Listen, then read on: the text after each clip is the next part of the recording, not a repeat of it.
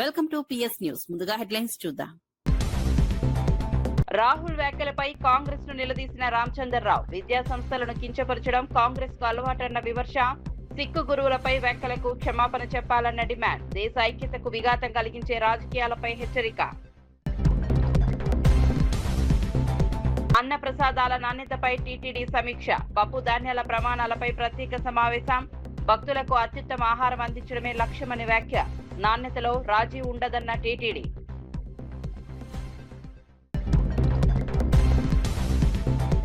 శ్రీధర్ బాబుకు కవిత ఘాటు హెచ్చరిక.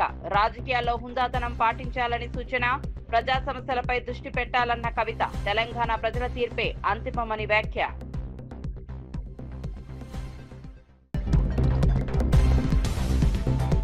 కృష్ణ కేసులో చంద్రబాబుపై కేసు పెట్టాలన్న అమర్నాథ్. సీఎం హోంమంత్రిని నిందితులుగా చేర్చాలని డిమాండ్. లాకప్ డెత్ కేసులో ఆధారాలు మాయం చేశారన్న ఆరోపణ. సిబిఐ దర్యాప్తు జరిపించాలని విజ్ఞప్తి.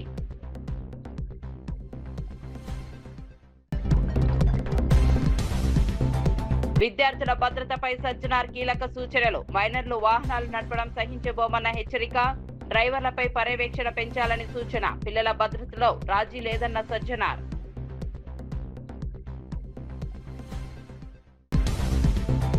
వార్త వివరాల్లోకి వెళ్తే, విద్యా వ్యవస్థపై కాంగ్రెస్ నేత రాహుల్ గాంధీ చేసిన వ్యాఖ్యలు, సిక్కు గురువులపై పంజాబ్ ముఖ్యమంత్రి చేసిన వ్యాఖ్యలను తెలంగాణ బీజేపీ నేత ఎన్ రామచంద్రరావు తీవ్రంగా ఖండించారు. హైదరాబాద్ లో నిర్వహించిన మీడియా సమావేశంలో ఆయన మాట్లాడుతూ, దేశంలోని ప్రతిష్టాత్మక విద్యా సంస్థలను కించపరచడం కాంగ్రెస్ కు అలవాటైందని విమర్శించారు. సిక్కు గురువుల చరిత్ర, వారి త్యాగాలను అవమానించేలా మాట్లాడడం అత్యంత బాధాకరమని పేర్కొన్నారు. సిక్కు సమాజ మనోభావాలను దెబ్బతీసేలా చేసిన వ్యాఖ్యలపై పంజాబ్ ముఖ్యమంత్రి వెంటనే క్షమాపణలు చెప్పాలని డిమాండ్ చేశారు. దేశ ఐక్యతను దెబ్బతీసే రాజకీయాలకు ప్రజలు తగిన బుద్ధి చెబుతారని హెచ్చరించారు. భారతీయ సంస్కృతి, మతపరమైన విలువలను కాపాడడం ప్రతి రాజకీయ నాయకుడి బాధ్యత అని రామచంద్రరావు స్పష్టం చేశారు. The education system should be in a different pattern when competing with the world. And today, Mr. Modi's education policy is in that direction. Mere criticism on the education system of the country will not stand, and it is not tenable also, because Congress itself has spoiled the education system in the entire country. They tried to anti-Indianize it. They tried to, in fact, make the people study under the urban Naxals who are supposed to be the main academicians, and then so therefore they have always neglected the nationalist point of view in academics. So now I think slowly the people and the students are going towards nationalistic point of view, and just because certain elements who are against Indianization of the education, against the nationalistic thinking of the education, are opposing it, and Rahul Gandhi supporting them without any thinking over it.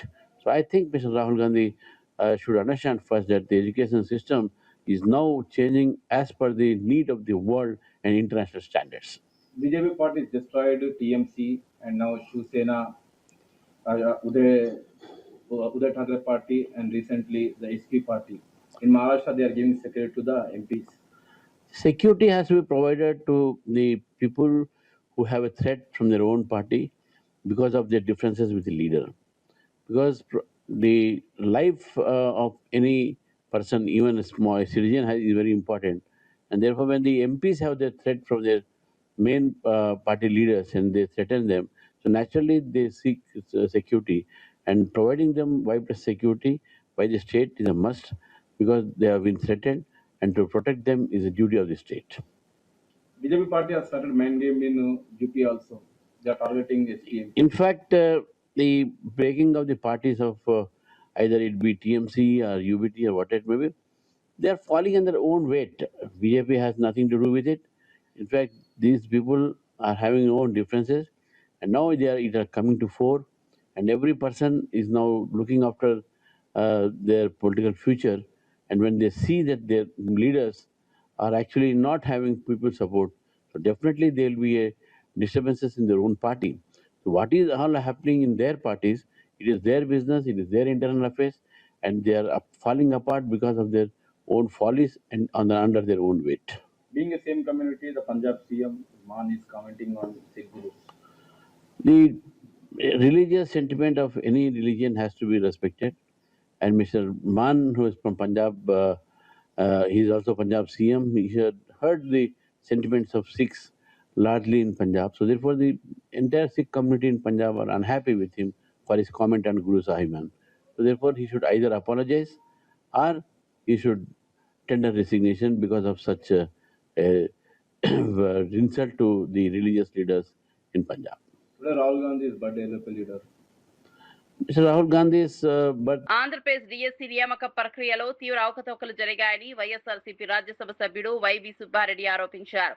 ఢిల్లీలో మీడియాతో మాట్లాడిన ఆయన కూటమి ప్రభుత్వ హయాంలో జరుగుతున్న DSC వ్యవహారం దేశవ్యాప్తంగా సంచలనం సృష్టించిన నీట్ పేపర్ లీక్ కంటే పెద్ద కుంభకోణమని పేర్కొన్నారు. లక్షలాది మంది నిరుద్యోగ యువత భవిష్యత్తుతో ప్రభుత్వం ఆటలాడుకుంటోందని విమర్శించారు.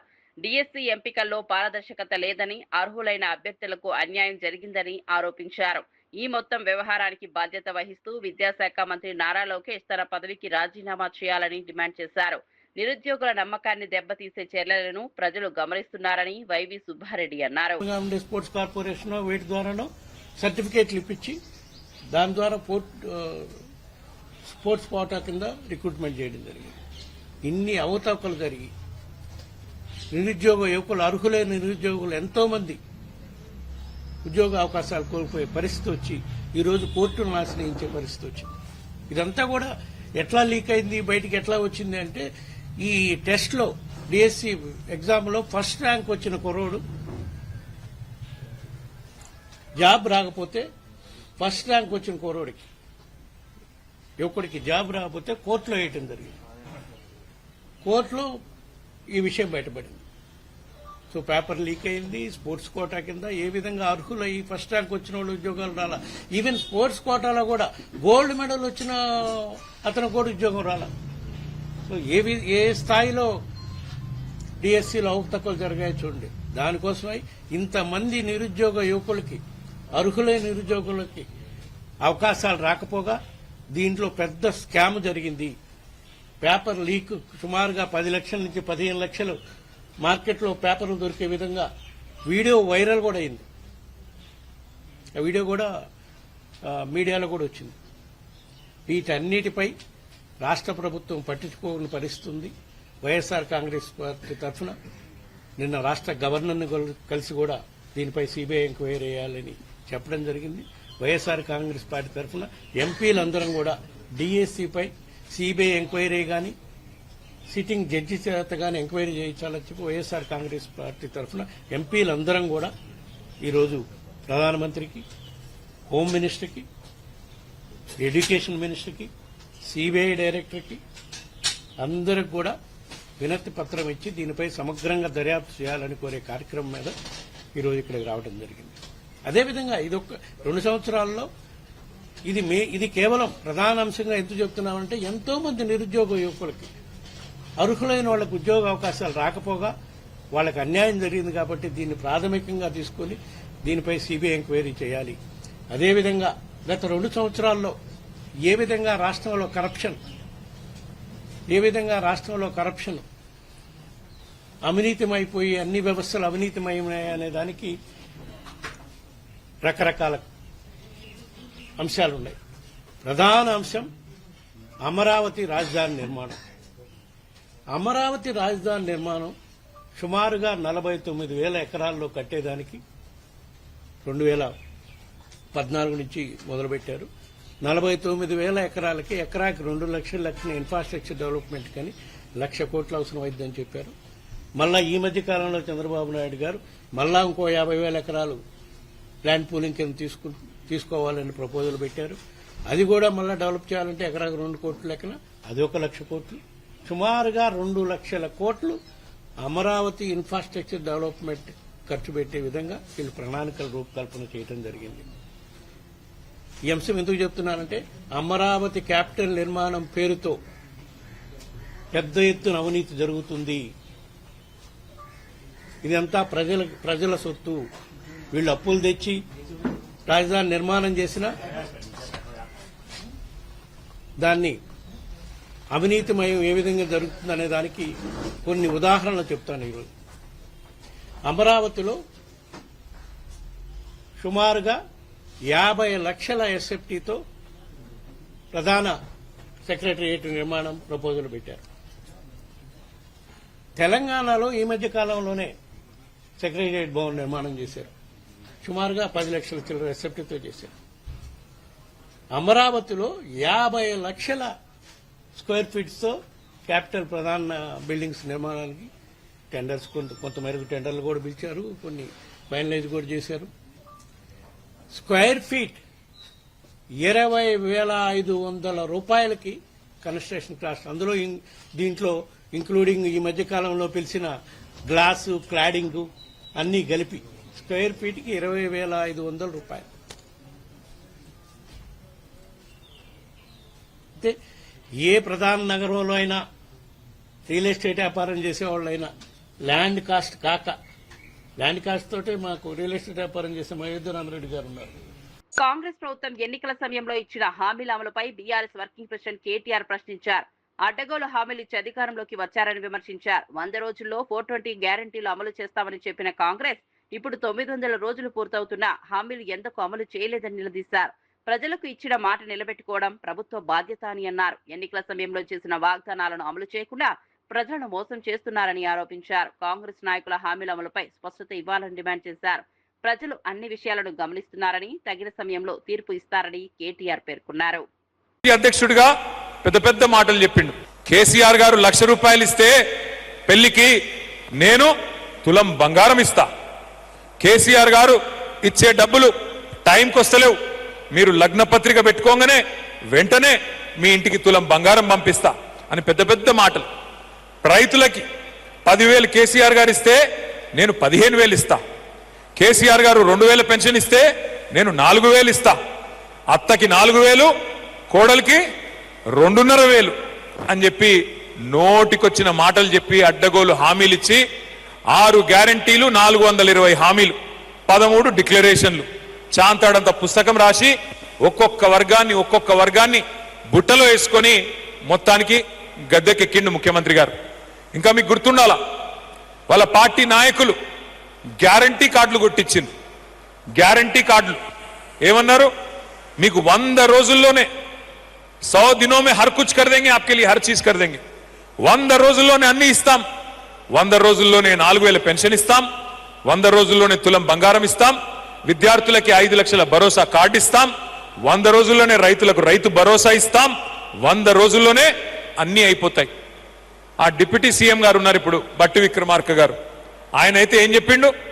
ఈ కార్డు చాలా విలువైన కార్డు, దీన్ని భద్రంగా పెట్టుకోండి, దాచిపెట్టుకోండి, 100 రోజులు పట్టుకోండి. తర్వాత మా నాయకులు, మా కార్యకర్తలు వచ్చి మీకు ఒక్కొక్కరికి చెప్పిన ప్రతి హామీ 100 రోజుల్లోనే చేసే బాధ్యత మాది అని చెప్పి ఆ రోజు ఛాతీ గుద్దుకొని మరీ చెప్పినారు. మరి అడిగినాం మనం, అయ్యా విక్రమార్క గారు, అయ్యా రేవంత్ రెడ్డి గారు, అయ్యా కాంగ్రెస్ నాయకులారా, 100 రోజులు కాదు 900 రోజులు అయింది స్వామి, ఏమైంది మరి మీరిచ్చిన హామీలేవి? 420 హామీలు ఇస్తిరి, ఏవి అంటే మొన్న ఈ మధ్యన ముఖ్యమంత్రి గారు చాలా విచిత్రంగా మాట్లాడుతున్నాడు. కొత్తగా మొన్న ఆదిలాబాద్ పోయి అక్కడ స్పీచ్ ఇస్తున్నాడు ముఖ్యమంత్రి గారు. ఏం చెప్తున్నాడు? 100 రోజుల్లోనే చేస్తామని చెప్పినాం కరెక్టే, కానీ 100 రోజుల్లోనే ఎంత కండలు తిరిగిన వస్తాదైనా, ఎంత కండలు తిరిగిన పైల్వానైనా పిల్లల్ని ఉట్టిస్తాడా? మనకు తెలియదట. ఎంత కండలు తిరిగిన వస్తాదు పైల్వాను 100 రోజుల్లోనే పిల్లలు ఉట్టిస్తాడా అని ముఖ్యమంత్రి గారు చెప్తున్నాడు. నేను అడుగుతా ఉన్నా ముఖ్యమంత్రి గారిని, అయ్యా 100 రోజుల్లో పిల్లలు పుట్టరని మాకు కూడా తెలుసు, మాకు కూడా పెళ్ళయింది, మాకు కూడా పిల్లలు ఉన్నారు, మాకు కూడా తెలుసు. కానీ నేను అడుగుతున్నా రేవంత్ రెడ్డి గారు, 100 రోజుల్లో పిల్లలు పుట్టలేదు ఓకే, 3 నెలల్లో పుట్టలేదు ఓకే, కానీ 30 నెలల్లో కూడా పుట్టకపోతే మరి ఏమని విలువాలి నిన్ను? నేను అడుగుతున్నా.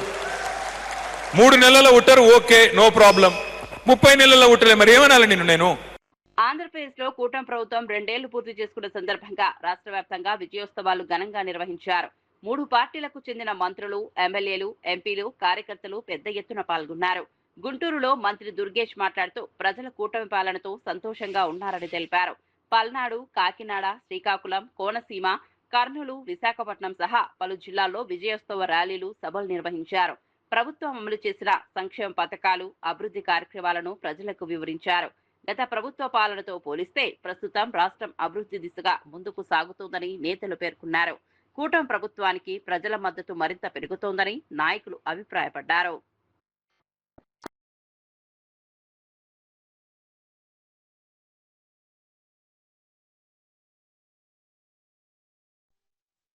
ఆ దుష్ట పరిపాలనకి భిన్నంగా పరిపాలన సాగిస్తా ఉన్నాం. ఈ రాష్ట్రంలో ఎక్కడా కూడా కక్ష సాధింపు ధోరణి లేదు. తప్పు చేసిన వాడు ఖచ్చితంగా చట్టానికి లోబడి ఉండాల్సిందే. శాంతి భద్రతలు కాపాడడం, మహిళల హక్కులు కాపాడడం, మహిళామ్మ తల్లికి అగ్రపీఠం ఇవ్వటం, వీటిని ప్రధానంగా పెట్టుకున్నటువంటి మనం ఈ పక్కనుంటే మహిళల్ని కించపరచడం, వారిని హేళన చేయటం, ఇవన్నీ ఆ పార్టీ యొక్క ప్రత్యేకతలు. చాలా సంక్షేమ కార్యక్రమాలు ఎక్కడా కూడా లోటు లేకుండా చక్కగా జరుగుతూ ఉన్నాయి. మరీ ముఖ్యంగా వినుకొండ ప్రాంతంలో, మాచర్ల ప్రాంతంలో చెరువులు ఉన్నాయి, కానీ చెరువులు పూడికపోయి మాకు వర్షం పడినప్పుడే నింపుకోవాలి, వాటిని బాగు చేస్తే బాగుంటుందని దాంట్లో భాగంగా RRR అని కేంద్ర ప్రభుత్వ స్కీమ్ ఉంది. దాంట్లో 10 చెరువులు ఇక్కడే మనం ప్రతిపాదించడం జరిగింది. వాటిని కూడా మనం శాంక్షన్ చేయించుకోవాలి, వాటి పనులు కూడా చేయించుకోవాల్సిన అవసరం ఉంది. డిఎస్సి నియామకాలపై వైఎస్ఆర్సీపీ తప్పుడు ప్రచారం చేస్తోందని ఎమ్మెల్సీ భూమిరెడ్డి రామ్గోపాల్ రెడ్డి ఆరోపించారు. నిరుద్యోగ యువతలో గందరగోళం సృష్టించడమే లక్ష్యంగా ఆరోపణలు చేస్తున్నారని విమర్శించారు. డిఎస్సిలో ఎక్కడ అవినీతి జరిగిందో నిరూపించాలని పలుమార్లు సవాల్ విసిరినా వైసీపీ నేతలు సమాధానం చెప్పలేకపోయారని అన్నారు. గవర్నర్, ప్రధాని వద్దకు ఫిర్యాదులు చేయడం రాజకీయ డ్రామా మాత్రమేనని పేర్కొన్నారు. బహిరంగ చర్చకు రావడానికి వైసీపీ నేతలు భయపడుతున్నారని ఆరోపించారు. చర్చ జరిగితే వారి ఆరోపణల్లో వాస్తవం లేదని ప్రజలకు తెలుస్తుందని అన్నారు. బొత్స సత్యనారాయణ, వైవి సుబ్బారెడ్డి వ్యాఖ్యలను కూడా భూమిరెడ్డి తీవ్రంగా తప్పుపట్టారు. మీ పాయింట్ ఎక్కడైతే మీరు అనుమానాలు వ్యక్తం చేస్తున్నారో వాటన్నింటిని కూడా నివృత్తి చేస్తామని గతంలో చెప్పాం, ఈ రోజు కూడా చెప్తాం, రేపు కూడా అదే చెప్తాం. కానీ మీరు దానికి పోకుండా బురద తల్లేసి మీరు కనుక్కోమని మాట్లాడుతూ ఉన్నారు. పారదర్శకత లోపిందంటున్నాడు బొత్స. పరీక్షలు పారదర్శకంగా జరిగాయి. మీ బాధ అంతా బొత్స గారి బాధ అంతా ఏంటంటే తెలుసా? ఆయనకు విద్యాశాఖ మంత్రిగా ఉన్నప్పుడు దాదాపు 50 కోట్ల రూపాయలు డబ్బులు తీసుకుని 2000 మంది ఉపాధ్యాయులై బదిలీలు చేయడం జరిగింది. మీ దురదృష్టవశాత్తు ఎన్నికల కోడ్ రావడంతో ఆ బదిలీలు ఆగిపోయాయి. లోకేష్ బాబు గారు విద్యామంత్రి అయిన తర్వాత ఇవన్నీ కూడా అక్రమ బదిలీలు, వీటన్నిటిని పైన విచారం చేసి ఆపివేయడం జరిగింది. ఆ రోజు నుంచి మీరు లోకేష్ బాబు గారి పైన అక్కసును, కోపాన్ని పెంచుకున్నారు. వైవి సుబ్బారెడ్డి గారికి సవాల్ చేస్తానా, ఈ 16,000 మంది ఉద్యోగాల్లో మా పార్టీలో యాక్టివ్గా ఉన్న ఏ యువకునికైనా యువతికైనా ఉద్యోగాలు వచ్చినట్టు చూపించగలవని అడుగుతా ఉన్నా. నువ్వు నిరూపించగలవు సుబ్బారెడ్డిని సవాల్ చేస్తానా? పాఠశాలలు బాధ్యతాయుత పౌరులను తీర్చిదిద్దే కేంద్రాలుగా మారాలని Hyderabad police commissioner CV Anand Sajjanar అన్నారు. రవీంద్ర భారతిలో ట్రాఫిక్ పోలీసుల ఆధ్వర్యంలో నిర్వహించిన అవగాహన కార్యక్రమంలో ఆయన పాల్గొన్నారు. విద్యార్థుల భద్రత, ట్రాఫిక్ నిబంధనలు, మాదక ద్రవ్యాల నివారణ వంటి అంశాలపై పాఠశాల యాజమాన్యాలు ప్రత్యేక శ్రద్ధ చూపాలని సూచించారు. మైనర్లు వాహనాలు నడపడం ఎట్టి పరిస్థితుల్లోనూ సహించబోమని హెచ్చరించారు. విద్యార్థులను రవాణా చేసే వాహన డ్రైవర్లపై పాఠశాలల్లో నిరంతర పర్యవేక్షణ చేపట్టాలని సూచించారు. పిల్లల భద్రత విషయంలో రాజీ ఉండకూడదని స్పష్టం చేశారు. కార్యక్రమంలో GHMC commissioner RV Karnan, traffic joint CP Joel Davis తదితరులు పాల్గొన్నారు. సో అందుకు మీరు ఓన్లీ మనము సంవత్సరానికి నా స్కూల్ చూస్తాను, ఈ అకాడమిక్ ఇయర్ లేదంటే ఏదో రిజల్ట్ వస్తే నా స్కూల్ ఆ ర్యాంక్ వచ్చింది, ఈ స్కూల్ ర్యాంక్ వచ్చింది అనుకోవడానికి లేదు. ఐ థింక్ మనం కూడా ఒక మార్క్ KPIs పెట్టుకోవాలి. నా స్కూల్ పిల్లలు ఎవరు కూడా మోసపోలేదు, మా స్కూల్ పిల్లలు ఎవరు కూడా యాక్సిడెంట్స్లో నష్టం పోలేదు, అట్లానే మా స్కూల్ మంచి మనము డ్రగ్స్ కేసెస్లో ఎవరు ఇన్వాల్వ్ కాలేదు, మైనర్ డ్రైవింగ్లో ఇన్వాల్వ్ కావలేదని చెప్పి ఒక KPIs పెట్టుకుంటేనే అవుతుంది. కానీ ఏదో ఒక పెద్ద ర్యాంక్స్ వచ్చింది, నేను స్టేట్లో నేషనల్లో ర్యాంక్ వచ్చింది, స్కాలర్షిప్ వచ్చిందని చెప్పుకోవడానికి లేదు. ర్యాంక్స్ ఇంపార్టెంట్ కాదు. ఒక సేఫ్ స్కూల్ ఎన్విరాన్మెంట్, ఒక మంచి సిటిజన్స్గా తయారవుతున్నారు లేదనే పైన మీరు ఆధారపడుతుంది. కానీ ఏదో క్రైమ్లో ఇన్వాల్వ్ అయితే I think you will be utter failure. ఎందుకంటే చూస్తున్నాను చాలామంది ఈరోజు మైనర్ డ్రైవింగ్ చేస్తున్నారు. ఇంకా మైనర్ డ్రైవింగ్ అయినా ఎవరెవరు ఇన్వాల్వ్ అవుతారు వాళ్ళందరి పేరు మీ అందరు కూడా పంపిస్తాను. స్కూల్ యాజమాన్యం వాళ్ళపైన కూడా కఠినంగా వివరించాలి. మైనర్ డ్రైవింగ్ సహించము. అట్లానే పేరెంట్స్ కూడా మనము పేరెంట్స్ పైన కూడా కేసు కట్టడం జరుగుతుంది. ఇంకా వచ్చే రోజు కూడా ఇంకా చాలా కఠినంగా వ్యవస్థను. రాజీవ్ గాంధీ జన్మదినాన్ని పురస్కరించుకుని హైదరాబాద్ SR నగర్ లో కాంగ్రెస్ నాయకులు ఘనంగా వేడుకలు నిర్వహించారు. డివిజన్ కాంగ్రెస్ అధ్యక్షుడు రవికిరణ్ ఆధ్వర్యంలో జరిగిన కార్యక్రమానికి సనత్ నగర్ నియోజకవర్గ ఇన్ఛార్జ్ కోట నీలిమ ముఖ్య అతిథిగా హాజరయ్యారు. కేక్ కట్ చేసిన అనంతరం అన్నదాన కార్యక్రమాన్ని ప్రారంభించారు. కాంగ్రెస్ కార్యకర్తలకు ఇది ఒక పండుగలా నిర్వహిస్తున్నామని నాయకులు తెలిపారు. దాదాపు 200 మందికి అన్నదానం ఏర్పాటు చేసినట్టు వెల్లడించారు. రాజీవ్ గాంధీ దేశానికి అందించిన సేవలను ఈ సందర్భంగా స్మరించుకున్నారు. కార్యక్రమంలో పెద్ద సంఖ్యలో కాంగ్రెస్ నాయకులు, కార్యకర్తలు పాల్గొని నివాళులు అర్పించారు. సెలబ్రేట్ చేస్తున్నారు. ఈరోజు వివిధ డివిజన్స్లో పిల్లలకి బుక్స్ కానీ, స్కూల్ బ్యాగ్స్ కానీ స్కూల్స్లో, అలాగే ఎన్నో జగాల్లో అన్నదానం చేయడం, అలాగే ఆర్ఫనేజెస్లో ఫ్రూట్స్, హాస్పిటల్స్లో ఆర్ఫనేజెస్లో ఫ్రూట్స్ ఇవ్వడం, అలాగే మహిళలకి చీరల పంపిణీ, ఇలాంటి ఎన్నో వేడుకలు అంటే సెలబ్రేషన్స్ అవుతున్నాయి మొత్తం కాన్స్టిట్యువెన్సీలో. ఇవాళ మీ అందరికి కూడా ఈరోజు మీ అందరికీ కూడా సెలబ్రేట్ చేయడానికి హ్యాపీ బర్త్డే మీ అందరి వైపు నుంచి కూడా రాహుల్ గాంధీ గారికి. Thank you. ఇవాళ మా ప్రియతమ నాయకుడు రాహుల్ గాంధీ గారి జన్మదినం పురస్కరించుకొని ఇక్కడ ఎస్ఆర్ నగర్ డివిజన్లో కమిటీ హాల్ చౌరస్తా దగ్గర భారీ ఎత్తున అన్నదానం కార్యక్రమం జరుపుతున్నాము. ఎంతోమంది పేదవాళ్ళు వచ్చి ఇక్కడ భోంచడం జరిగింది. డాక్టర్ కోట నిల్వ గారు చీఫ్ గెస్ట్గా వచ్చి కేక్ కట్ చేశారు. అందరికీ విషెస్ చెప్పేసి మేము ఈవెంట్ స్టార్ట్ చేసాం. చాలా మంచిగా ఉంది రెస్పాన్స్. చాలామంది వచ్చి అన్నదానానికి పార్టిసిపేట్ చేస్తున్నారు ప్రోగ్రాంలో. రాహుల్ గాంధీ గారు మన నెక్స్ట్ ప్రైమ్ మినిస్టర్ కావాలని మేము అందరం ఆశిస్తున్నాం. అదే కోరికతోటి ఈ ఈవెంట్ స్టార్ట్ చేశాం. బలంగా మా అందరికి కోరిక ఉంది రాహుల్ గాంధీ గారు నెక్స్ట్ ప్రైమ్ మినిస్టర్ కావాలని. ఖచ్చితంగా మేము రాహుల్ గాంధీ ప్రైమ్ మినిస్టర్ కావాలని మేము ప్రయత్నిస్తాం. మా ఎఫర్ట్ మొత్తం దాని గురించే ఉంటుంది. జై కాంగ్రెస్. 200 మెంబర్స్కి ప్రస్తుతం భోజనం అరేంజ్ చేసాం. పెరిగితే మళ్ళీ ఇంకా చేసుకొస్తాం. మంత్రి శ్రీధర్ బాబు వ్యాఖ్యలకు టీఆర్ఎస్ చీఫ్ కల్వకుంట్ల కవిత ఘాటుగా స్పందించారు. గతంలో తనతో రాజకీయంగా తలపడిన వారు ఎదురు దెబ్బలు తిన్నారని గుర్తు చేశారు. మరోసారి అదే విధంగా వ్యవహరిస్తే వచ్చే ఎన్నికల్లో తీవ్ర ఇబ్బందులు ఎదుర్కోవాల్సి వస్తుందని హెచ్చరించారు. ప్రజల సమస్యలపై పోరాటం చేస్తున్న తమను లక్ష్యంగా చేసుకుని విమర్శలు చేయడం సరికాదన్నారు. రాజకీయాల్లో హుందాతనం పాటించాలని సూచించారు. అధికారంలో ఉన్నవారు ప్రజల సమస్యల పరిష్కారంపై దృష్టి పెట్టాలని, అనవసర ఆరోపణలతో కాలక్షేపం చేయవద్దని పేర్కొన్నారు. తెలంగాణ ప్రజల తీర్పే అంతిమమని, దానిని ఎవరూ తక్కువ అంచనా వేయవద్దని కవిత వ్యాఖ్యానించారు. వస్తే మాత్రం మంచిగా ఉండదు. పొలిటికల్ గా నెక్స్ట్ టర్మ్ గురించి ఇబ్బంది పడే పరిస్థితి ఉంటుంది. కాబట్టి శ్రీధర్ బాబు గారు ఇటువంటి ప్రయత్నం చేయొద్దని కూడా కోరుతా ఉన్నా. గాదే సాయికృష్ణ లాకప్ డెత్ కేసుపై వైఎస్ఆర్సీపీ నేత, మాజీ మంత్రి గుడివాడ అమర్నాథ్ తీవ్ర స్థాయిలో స్పందించారు. ఈ కేసులో ముఖ్యమంత్రి చంద్రబాబును A1 గా, హోంమంత్రి అనితను A2 గా చేర్చి కేసు నమోదు చేయాలని డిమాండ్ చేశారు. యువకుడిని హత్య చేసి ఆధారాలను మాయం చేశారని ఆరోపించారు. రాష్ట్ర చరిత్రలో ఇలాంటి ఘటన ఎప్పుడూ చూడలేదని మండిపడ్డారు. ఏపీలో అంబేద్కర్ రాజ్యాంగం స్థానంలో రెడ్ బుక్ రాజ్యాంగం అమలవుతోందని విమర్శించారు. లాకప్ డెత్ వ్యవహారాన్ని కప్పిపుచ్చుకునేందుకు ఒక సిఐని బలిపశువుగా మార్చారని ఆరోపించారు. ఈ కేసుపై సిబిఐ దర్యాప్తు జరిపించి బాధ్యులను శిక్షించాలని అమర్నాథ్ డిమాండ్ చేశారు. ఈ ఘటనపై ప్రజలకు పూర్తి నిజాలు తెలియాల్సిన అవసరం ఉందన్నారు. అనడానికి, వినడానికి రాష్ట్ర ప్రజలు సిగ్గుపడతా ఉన్నారు. ఇటువంటి ప్రభుత్వాన్ని అధికారంలో తీసుకొచ్చినందుకు, ఇంత చేతకాని ప్రభుత్వాన్ని అధికారంలో కూర్చోబెట్టినందుకు, మొదట్లోనే వారు అధికారంలోకి వచ్చినటువంటి కొత్తలోనే అనుకున్నాం. ఏ రోజైతే ముఖ్యమంత్రి కొడుకు రోడ్ల మీదకి వచ్చి ఈ రాష్ట్రంలో ఇంకా అంబేద్కర్ గారి రాజ్యాంగం నడవదు,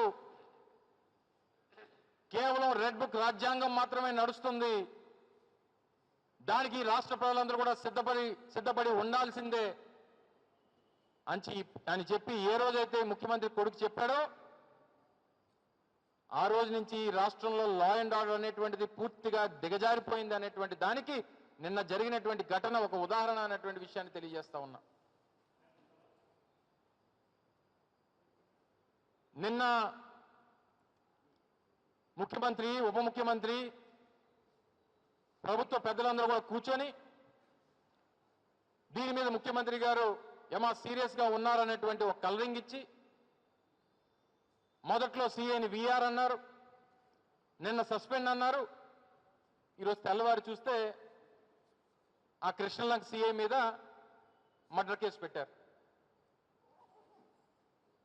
అంటే ప్రభుత్వం ఆ వ్యక్తిని, సాయి కృష్ణ అనేటువంటి వ్యక్తిని చంపేశాం అనేటువంటి దాన్ని ఈ రోజు పెట్టినటువంటి ఎఫ్ఐఆర్తో నిర్ధారించారు. కోర్టులో ఏం చెప్పారు?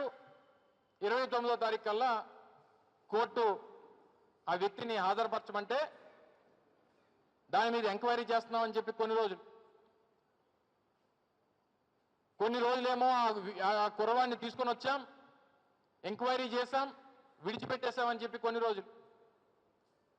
అసలు ఒక వ్యక్తి మీద వారెంట్ ఉన్న తర్వాత, వారెంట్ ఉన్నటువంటి వ్యక్తిని తీసుకొని వచ్చి స్టేషన్లో పెట్టిన తర్వాత మళ్ళీ కోర్టు తాలూకా అనుమతి లేకుండా విడిచిపెట్టేటువంటి దానికి మీకు ఎవరిచ్చారు అధికారం అనేటువంటిది ఈ సందర్భంగా అడుగుతా ఉన్నాను. ఆ తప్పుడు మాటలు చెప్పడానికి ఎవరిచ్చారు మీకు అధికారం? చివరికి మీరు పెట్టినటువంటి చిత్రహింసలు, మీరు అప్లై చేసినటువంటి 3rd డిగ్రీ, వీటన్నిటిని తట్టుకోలేక మరణిస్తే తీసుకెళ్లి బూడిద చేస్తారా?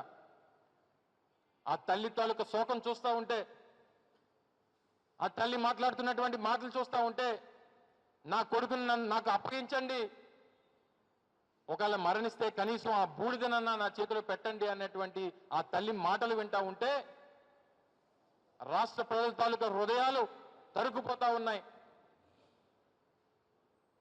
అంత చేతకాని ప్రభుత్వం ఈరోజు రాష్ట్రంలో ఉన్నందుకు, అంత చేతకాని ముఖ్యమంత్రి రాష్ట్రంలో ఉన్నందుకు, అంత చేతకాని హోంమంత్రి రాష్ట్రంలో ఉన్నందుకు, అంత చేతకాని పోలీస్ డిపార్ట్మెంట్ ఈ రాష్ట్రంలో ఉన్నందుకు ఈరోజు ప్రజలు తలదించుకునేటువంటి పరిస్థితి. దేశవ్యాప్తంగా ఇది ఒక సంచలనం. దేశ ప్రజలందరూ కూడా ముక్కున వేలేసుకునేటువంటి పరిస్థితి తీసుకుని వచ్చింది ఆంధ్రప్రదేశ్ రాష్ట్ర ప్రభుత్వం, ఈ రాష్ట్రంలో ఉన్నటువంటి పోలీస్ డిపార్ట్మెంట్ అనేటువంటి. మిగిలినటువంటి పోలీస్ అధికారులు కూడా ఇది ఒక గుణపాఠంగా. సాయి కృష్ణ అంశంలో తనపై వస్తున్న ఆరోపణలకు జనసేన నాయకుడు అమ్మిశెట్టి వాసు స్పందించారు. ఈ విషయంపై మీడియాకు వివరణ ఇచ్చిన ఆయన, సాయి కృష్ణ వ్యవహారం తనకు 28 రోజుల క్రితమే తెలిసిందన్నారు. తాను ఎలాంటి సెటిల్మెంట్లు, ఆర్థిక లావాదేవీల గురించి మాట్లాడలేదని స్పష్టం చేశారు. బాధిత కుటుంబాన్ని పరామర్శించేందుకు మాత్రమే వారి ఇంటికి వెళ్లినట్లు తెలిపారు. అక్కడ జరిగిన ఘటనపై వ్యక్తిగతంగా తెలుసుకోవాలనే ఉద్దేశంతోనే వెళ్లానని పేర్కొన్నారు. తనపై కావాలనే కొందరు దుష్ప్రచారం చేస్తున్నారని ఆరోపించారు. వాస్తవాలు తెలుసుకోకుండా తన పేరును ఈ వివాదంలోకి లాగడం సరికాదన్నారు. ప్రజలు అసత్య ప్రచారాలను నమ్మవద్దని, నిజాలు బయటకు వస్తాయని అమ్మిశెట్టి వాసు వెల్లడించారు. వాళ్ళ పరామర్శించి అక్కడ ఏం జరిగిందో తెలుసుకోవడానికి వెళ్ళటం జరిగింది. అక్కడ వాళ్ళు నాకు వివరంగా కొంత విషయాన్ని చెప్పటం, దాని తర్వాత పోలీసు వారితో నేను మాట్లాడటం, పోలీసు వారేమో అరెస్ట్ వారెంట్ ఉంది, ఆ వ్యక్తి దొరకట్లేదు, మాకు సంబంధం లేదని వాళ్ళు మాట్లాడటం, లేదు ఉన్నారు కంపల్సరీ లాకప్లోనే ఉన్నాడు, వాళ్ళు బయట పెట్టలేదని వీళ్ళు మాట్లాడటం, ఏదైనా చట్టరీత్యా చర్యలు తీసుకుంటామని వాళ్ళు చెప్పటం, దాన్నే ప్రొసీడ్ అవ్వండి అని చెప్పి మేము మాట్లాడటం జరిగింది. అంతేగాని వ్యక్తిగతంగా ఏదో పోలీసు వారిని వెనకేసుకొచ్చి వాళ్ళ వైపున మేము మాట్లాడింది కానీ ఏమీ లేదు. ఎటువంటి ఇది సెటిల్మెంట్ కానీ ఎటువంటి ఫైనాన్షియల్ ట్రాన్సాక్షన్ కానీ మాట్లాడటం అయితే జరగలేదు. దయచేసి అందరూ అర్థం చేసుకోండి. ఇది కావాలని వైసీపీ నిన్నటి వరకు నా పేరు చెప్పనటువంటి ఆ కుటుంబం ఈరోజు కావాలని వైసీపీ నాయకులు జనసేనని పార్టీని ఆపాదించడం కోసం కావాలని అంబటి రాంబాబు గారు దగ్గరుండి మా పేర్లు చెప్పడం జరిగింది. దయచేసి మీరు అందరూ అర్థం చేసుకోండి. బాధ్యతల తరపునే జనసేన పార్టీ కానీ మేము కానీ నిలబడతాం.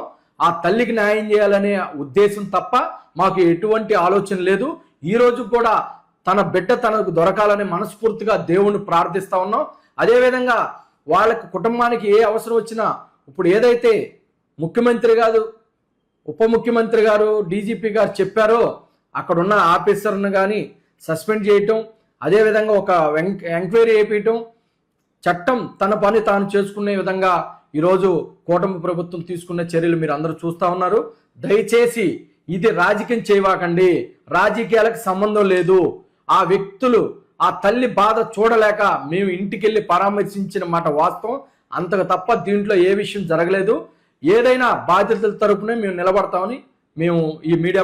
తిరుమలలో భక్తులకు అందించే అన్న ప్రసాద నాణ్యత, పరిశుభ్రత ప్రమాణాలను మరింత మెరుగుపరిచే దిశగా టీటీడీ చర్యలు చేపట్టింది.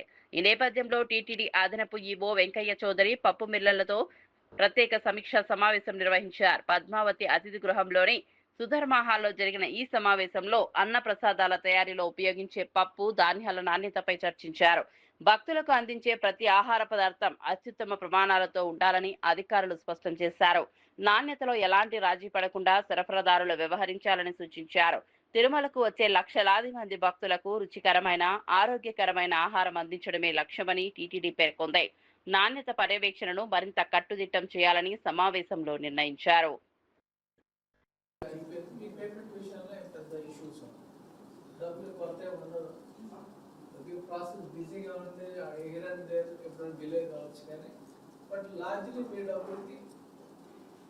పేమెంట్ అయితే ఇమ్మీడియట్గా జరుగుతుంది.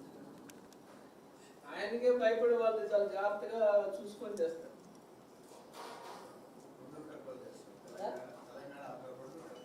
అదొకటి. ఇంకోటి, ఒకసారి ప్రొడక్ట్ డెలివరీ చేసిన తర్వాత మన దగ్గర ఖచ్చితంగా మనం చెప్పగలం నుంచి వచ్చిన ప్రొడక్ట్ అంత బాగాలేదు, క్వాలిటీ మెయింటైన్ చేయాలి అనేది ఆటోమేటిక్గా మా వాళ్ళు చూడంగా చెప్పేసి వాళ్ళు కూడా ఉంటారు. మా లడ్డూలు అయితే అది చూడంగా చెప్పేస్తారు, అది లోపలికి కూడా వెళ్ళాలని చూసి చెప్పారు. సరే సప్లై ఓవరాల్ మంత్లీ ఎంత వస్తుంది, ఓవరాల్ 3 months ఎంత వస్తుంది, ఓవరాల్ ఇయర్లో ఎంత వస్తుంది అవన్నీ మా వాళ్ళు ఇస్తారు. దానికి సంబంధించి ఒక ఎంఓయూ చేయొచ్చు. ఫస్ట్ ఇమీడియట్గా లీగల్గా వెళ్ళాలి కాబట్టి రేట్ని ఎలా డిసైడ్ చేస్తాం అదే మొత్తం రూల్ ఆఫ్ కంటెన్షన్ మనకి లీగల్గా ఇష్యూ వచ్చే కదా. We are not buying through a tender process, we are buying through అగ్రివాచ్లో మార్కెట్ అగ్రివాచ్ అడ్రస్లో కంపేర్ చేసి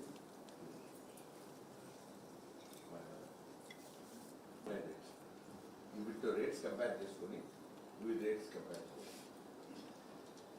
చేసి పిలిచే రేట్స్ దాన్ని కంపేర్ చేయాలి. ఇంతకుముందు ఎట్లా టెండర్ ఇప్పుడు ఇదే టెండర్ వచ్చిన రేట్స్ మన దగ్గర ఆ రేటుకి. బులెటిన్ ముగించే ముందు హెడ్లైన్స్ మరోసారి చూద్దాం. రాహుల్ వ్యాఖ్యలపై కాంగ్రెస్ ను నిలదీసిన రామచంద్రరావు. విద్యా సంస్థలను కించపరచడం కాంగ్రెస్ కు అలవాటన్న విమర్శ. సిక్కు గురువులపై వ్యాఖ్యలకు క్షమాపణ చెప్పాలన్న డిమాండ్. దేశ ఐక్యతకు విఘాతం కలిగించే రాజకీయాలపై హెచ్చరిక. అన్న ప్రసాదాల నాణ్యతపై టీటీడీ సమీక్ష. పప్పు ధాన్యాల ప్రమాణాలపై ప్రత్యేక సమావేశం. భక్తులకు అత్యుత్తమ ఆహారం అందించడమే లక్ష్యమని వ్యాఖ్య. నాణ్యతలో రాజీ ఉండదన్న టీటీడీ.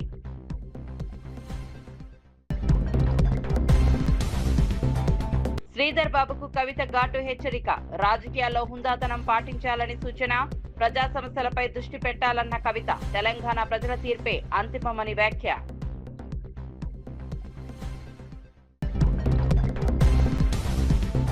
సాయికృష్ణ కేసులో చంద్రబాబుపై కేసు పెట్టాలన్న అమర్నాథ్. సీఎం హోంమంత్రిని నిందితులుగా చేర్చాలని డిమాండ్. లాకప్ డెత్ కేసులో ఆధారాలు మాయం చేశారన్న ఆరోపణ. సిబిఐ దర్యాప్తు జరిపించాలని విజ్ఞప్తి.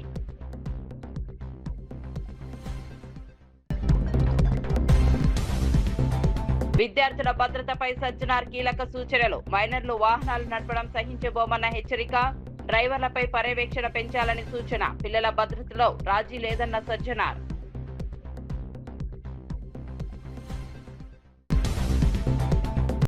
మరిన్ని అప్డేట్స్ కోసం చూస్తూనే ఉండండి.